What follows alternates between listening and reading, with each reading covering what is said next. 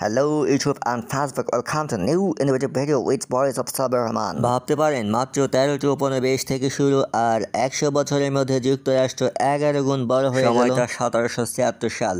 উত্তর আমেরিকার মানচিত্রে ছিল ব্রিটেন, স্পেন এবং আদিবাসীদের দখলে।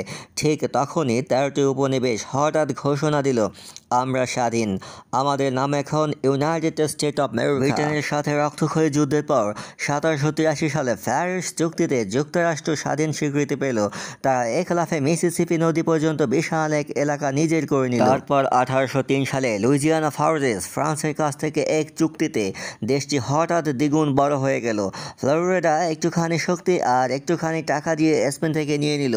এরপর এলো টেক্সাস। 1836 সালে মেক্সিকো থেকে বের হয়ে যুক্তরাষ্ট্রে যোগ দিল এবং 1845 সালে বেঁধে গেল যুদ্ধ। মেক্সিকো বনাম আমেরিকা, শেষমেশ পূর্ব পশ্চিম আমেরিকা চলে এলো যুক্তরাষ্ট্রের হাতে। সবশেষে হাজার হাজার মানুষ যখন অরেগন ট্রেইলে পাড়ি দিল, ব্রিটেনের সাথে একটি চুক্তিতেই ঠিক হলো সীমান্ত 49তম স্টেট, আর এভাবেই হয়ে গেল বিশাল এক দেশ।